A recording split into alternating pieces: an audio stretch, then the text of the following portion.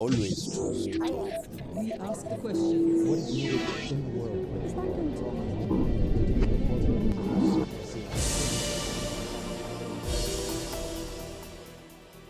Crtež na običnoj salveti postao je ekonomski fenomen poznat kao Lafferova krivulja. Njenog autora nazivali su i ocem teorije ekonomije ponude, a magazin Time uvrstio ga i na listu velikih umova prošloga vijeka. On je Arthur Laffer, republikanac, ekonomista, čovjek koji kaže svi porezi su loši. Mr. Laffer, welcome to Al Jazeera. Thank you very much. I enjoy Al Jazeera very much. Thank you. One simple paper napkin gave you world fame, has put your name in every economy book in the world. You advised Margaret Thatcher, US presidents from Ford, Reagan, and now even Donald Trump is following your work. You created an economical phenomenon on a paper napkin called the Laffer curve.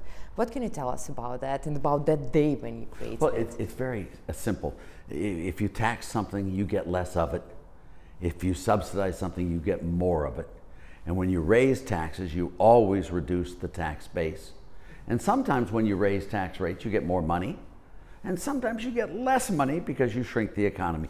But you always shrink the economy when you raise taxes. With your Laffer curve, what are, in simple words, the benefits for the government, and what are the benefits for businesses and for the people? Sure. Very simply, all taxes are bad.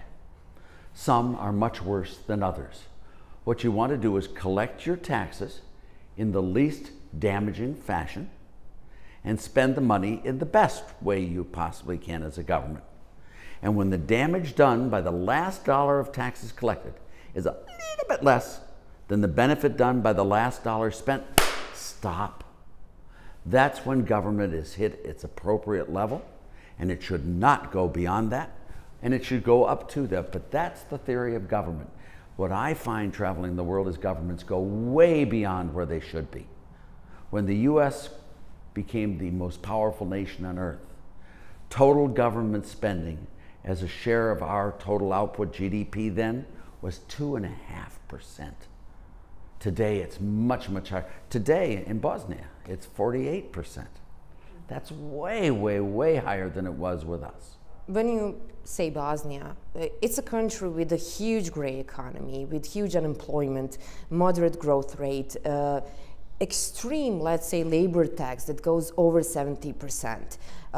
What is the solution for that? How can we change those horrible numbers? Well, I don't know the politics of your country, and forgive me for that, but let me just give you a principle. If you tax people who work and you pay people who do not work, do not be surprised if you find a lot of people not working. Now you have, what's the unemployment rate here, 40+%? Yeah, or 27 if you look on the other Depends scale. on which measures there.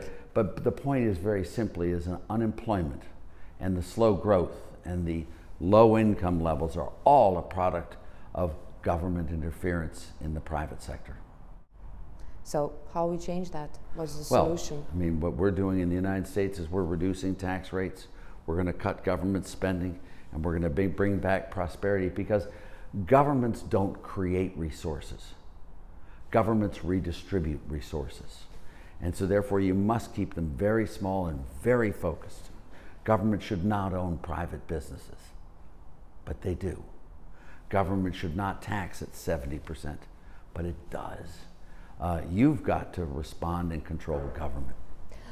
One of the solutions that is on the table, let's say in academia, is fiscal devaluation, meaning that to cut labor taxes to free demand, to make labor cheap, and on the other hand, governments to raise those missing resources from taxes by increasing VAT, by increasing taxes on expenditure, on luxury goods, property, basically all the taxes that goes from the pockets of ordinary people. This proposal is made based on a presumption that when you free the money for the companies, they will invest and increase the salaries of their workers and create new jobs. But no one can vouch that those salaries will be increased. Well, why should they be increased? If you're going to increase the VAT, and make it so that no one can buy the products. You know, you're taking from one hand and giving to the other hand. You know, it makes no sense. Bring all those tax rates way down. All of them. Reduce the VAT, reduce the income tax, reduce the labor taxes. Let people fend for themselves. You will find they do a very good job. You know far better what's good for you than the government does. Believe me when I tell you that. But let's say in your Laffer curve, you didn't specify exactly what taxes should be low, what should be bigger, and what is the limit, let's say? Is that 10%, 15%? Can you explain to us? Sure. What you really want to do is have the lowest possible tax rate on the broadest possible tax base. So you provide people with the least incentives to evade, avoid, or otherwise not report taxable income, number one, and the broadest base, so you have to provide them with the least places where they can hide their income and not pay taxes. Now, what happens is when you have too high tax rates, you have what you call a gray economy. You've got a huge gray economy here. We have a very large gray economy in the United States because our taxes are way too high and people choose not to pay them. The governments, when they need money, they often resort to increase of excises on oil, on luxury goods. In Croatia, for example, 60% of price for 1 liter of gas is a pure tax. In Bosnia, we have, let's say, big excises on luxury goods, so we have a black market flourishing. How do you fix that? Well, you fix it by not having those taxes. But I mean, very simply, you do. You know, what is the government doing taking 60% of a gallon of gas's price? It's ridiculous. They say that they build roads. Build roads so someone can drive because they have black markets and they don't collect the money? That's what happens. And you have this system that is dealing in black markets, criminal activities. You've got governments that are taking way too much money out of things. And I'm not talking Bosnia, I'm talking many, many countries. The European Union is classically a problem here. And you know, you have all of this happening because high tax rates tell you higher tax rates make it evasion of taxes better. Underground economy, the sneaky economy, the paying cash, all of that happens. When you have a low rate, broad-based, flat tax, you have much less of that, you have much more efficient government, and you'll have a much more honest government.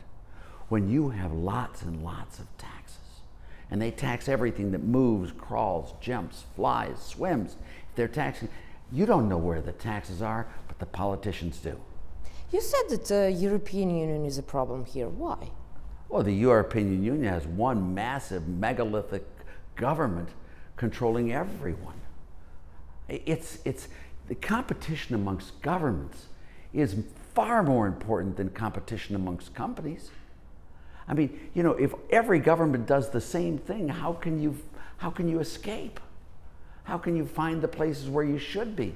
Because the governments when governments collude with each other and work together as partners, they're always working together to exploit the people. That's what they do.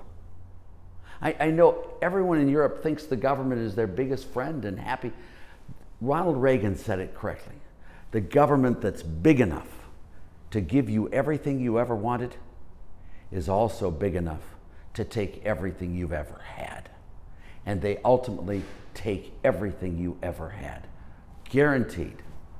But tell me, if we lower the taxes so much, it will be good for the companies, they'll have more money, it will be good for the people, let's say. But how government will raise that income that it lost? Well, why should it raise the income it lost? I mean, it's how will not it you and me, it's fill us. the budget? Well, what budget do they spend? Have you looked at what they spend on? Have you seen what these people buy and what they do with the money? Now, I told you when the U.S. was prospering and becoming the greatest nation on earth, our spending was 2.5% of GDP. Today in Bosnia, let alone Germany, let alone these other countries, it's 48% of GDP. What are they doing with all that money? How many presidents do you have? How many Congresses do you have? How many people are you employing? How many people are you subsidizing and paying? How much? I mean, the government isn't the people. It really isn't. And I know you believe that the government is the answer to every question, but it's not. The only way Bosnia or any other country can prosper is by the people doing things, not by the government. You know, governments don't create resources or jobs. Government redistribute income. And it's not a productive venture. Governments shouldn't own businesses. Governments shouldn't. They should do government things, and they should limit what they spend. And they should keep very low taxes so you can keep your money and so you can be incentivized to do good things. We see that the world economy is rebounding, growth, productivity, employment, everything is increasing, rising, but salaries are stagnating. How come? Well, I don't know why salaries are stagnating here, if they are, but they are not in the US. They're not. Now, what happens is when you increase employment, you bring new people into the bottom. So the median income rises very slowly. But the same group gets higher pay, and then the new group move from zero pay to the low wage, and then they start moving up as well. But that's how it works. You can't start off in a PhD program. You have to start off in six-year-old program first, kindergarten, and then on up. You know, you can't jump to the highest level the first day. And if you get rid of those low-level jobs because of minimum wages, because of taxes, because of all of this stuff, you'll guarantee that no one will ever meet the top. Since you're mentioning United States, you were the only one that went against all the exit polls and said that Donald Trump will win.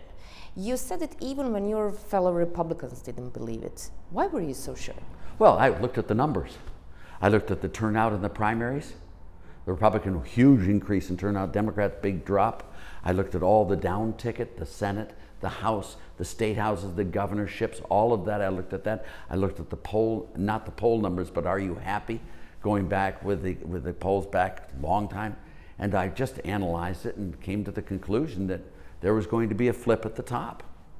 And then I had self-doubts. And before the election, I was sure I was wrong. So I hid in my room, I turned my TV off, I went, oh no!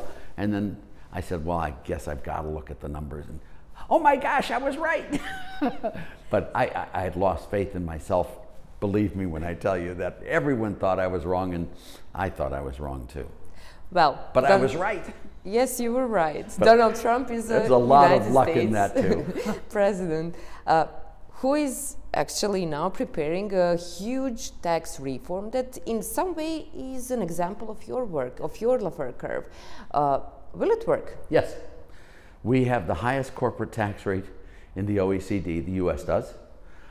We have had the only country except for, I forget what country, New Zealand, that we have not lowered our tax rate in the last 20 years.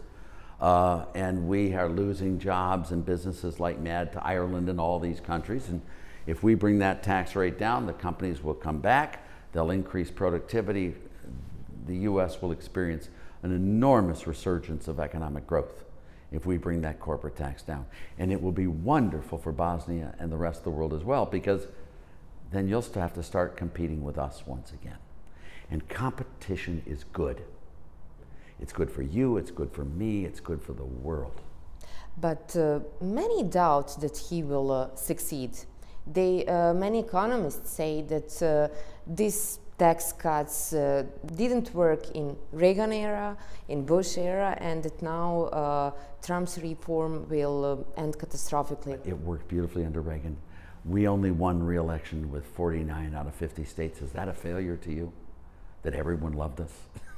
Is it a failure to you that our stock market went up 1,340% stock market? If you stabilize it for inflation, our stock market rose 771% in less than 20 years. Is it a failure that we added 20 million jobs? Is it a failure that we defeated the Soviet Union without losing any troops? If those are failures, God, I hope we fail again. And Thatcher, was she a failure too? And was Ludwig Erhard a failure? And was John F. Kennedy a failure as well? Oh my goodness, he was a failure. I mean, oh, that we could have the successes of W. and Obama and Jimmy Carter. Oh, the successes of those horrible presidents. Okay, come you're on. Republican. Reagan was a huge success, and any professor that tells you if he wasn't should go back and start economics all over again. You know, it takes a PhD in economics not to be able to understand the obvious. I know of every professor at every university lives in a tax-subsidized environment where he doesn't even know who pays his salary. It's a shame. Professors are people, I mean, it takes a PhD in economics not to understand the obvious. And these are classic cases of welfare people in academics. It's really a shame. It's tragic. But many argue that tax cuts that Trump is proposing will again benefit the wealthiest 1% of population. And what's wrong with that if it benefits everyone else as well? What's wrong with everyone doing well? Why should we kill all the top 1%ers? Are they the enemies? No, they're the job creators. They're the people who employ other people. You can't love jobs and hate job creators. You can't. The opponents say the wealthy will get wealthier. They don't say that the poor will get poorer, because that's not true. What we want to do is make the poor richer, make the middle income people richer, and make the upper income people richer. As John F. Kennedy said, you know, a rising tide raises all boats. We want to make our country richer, not fight one class against the old against young, or male against female, or black against white, or rich against poor, or poor against rich. That makes no sense. We want an economy that prospers. And everyone should prosper in this economy. And I want everyone to pay more taxes. I do, just not higher tax rates. I want them to make so much more income that they pay more in taxes. What's wrong with that? It's very interesting that Donald Trump is, let's say, saying that all NATO countries should give 2% of GDP to defense. Is that the way how he wants to fill the, let's say, budget holes, since we all know that United States are the biggest exporter and producer of weapons? I think it was Dick Cheney, when he was over here, said the United States increase in its defense budget is more than the increases of every other country in the world combined. Now, why should the U.S. be the only country spending on defense? I mean, really, why? Why should we have troops here to protect you from what? Why shouldn't you help us pay for it? I mean, aren't we all in the same world together? You know, I mean, it seems to me that this should be a global effort to protect the world. I mean, when we look at problems, and I don't know what you think of the problems of North Korea and Iran are and some of these other places, but it's a world problem. It's not a U.S. problem alone. It seems to me that we should have a shared experience. The U.S. shouldn't pay for everything. But that's not my area of expertise, and that's Donald Trump's view, and I'm not sure it's the right view, but it seemed to make sense. What is your opinion of Donald Trump's stance on protectionist on trade? I think is it good or bad? I'm going to speak way out of turn here, so forgive me. I think that is a negotiating statement, and that whenever I've seen Donald Trump act, I've always seen him go towards free trade, not towards restrictions. Donald Trump, as an international businessman, understands the importance of imported products, imported labor, all of that. He understands this clearly and correctly. Now, what he thinks is that a lot of these trade deals that have been done, NAFTA, some of the others, he thinks they were very bad deals for the United States, and he would like to renegotiate those deals. That's a very different statement than wanting to restrict trade. And I don't think he is going to restrict trade, and I don't think he wants to. But I do think he wants to renegotiate all those deals that were done by Clinton, Hillary, and all these others. I do think that. And, you know, he has a point on that. When we talk about taxation, today for the world, a huge problem is taxation of multinational companies like Google, Apple, Amazon, mostly American companies. And Europe is the loudest, saying that they don't pay the fair share of taxes in correlation to their earnings. Panama Papers is a proof of loopholes that they are doing. How can we fix that? And how taxate those companies? There are two things to fix it. Number one, if you make taxes that are moral, fair, and correct, people will obey them and pay them. If you think your taxes are fair and correct and represent your contribution, you'll pay your taxes. If you think the government's out to steal your money, you won't pay your taxes. And that's what the Panama Papers showed more than anything. Now, if I watched what happened with Google and some of these others, they were all involved in Ireland. Ireland had a corporate tax rate of 12.5%. These companies obeyed the law precisely, and they put their company headquarters there, and then Juncker and the EU came in and tried to take more taxes. That's an EU problem, but from what I understand is the companies did pay their taxes as required by law in Ireland. No one says they broke the law, I don't think. Now, what you should do is if you make your taxes low enough and you make them on the correct item, it should be on value added of production. It shouldn't be on profits. Why should losing companies that squander natural resources, make a lousy product that no one wants, have huge losses, they hire lawyers, accountants, deferred income specialists, favor grabbers, lobbyists, why should we subsidize those companies? And why should we tax companies that make wonderful products, make lots of profits, pay, and don't use lawyers and accountants? Why should we tax the bejabbers out of them? They aren't people. We should have a value-added tax for companies and no profits tax. That's my view of the world. If you did that, there would be no Google problem. There would be none of these other problems at all. It's a clear sign that the tax code is massively at fault for causing these companies to do what they do. But they didn't break the law. And now the EU comes into Ireland against Ireland's wishes, by the way. If you get Michael Noonan or Andrew McDowell or any of the other advisors to the Irish governments, they don't think they broke the law. And yet the EU now wants to get more money from them. Doesn't seem right to me, does it to you?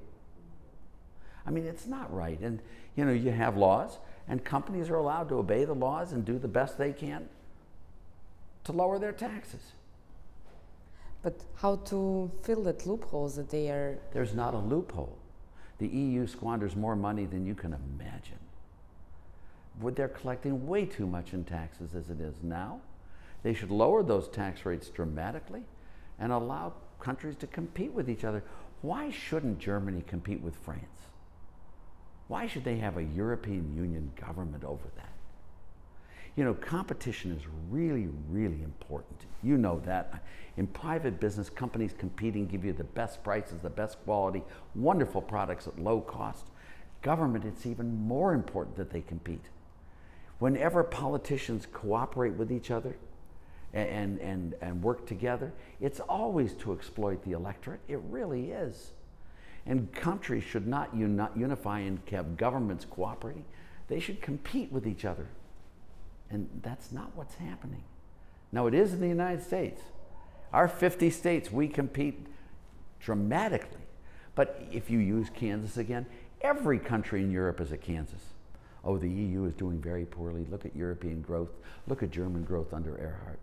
Look at what has happened to government spending in Germany as a share of GDP, and look what's happened to growth rates in Germany. Look at Japan if you want to see a country dying because of taxes and government spending. I mean, they're dying. They're literally not having babies. They're dying on the very, you know, and no one talks about that. Why don't you talk about government spending in Japan and the national debt of Japan? And you think they aren't taxing enough to Japan? Please.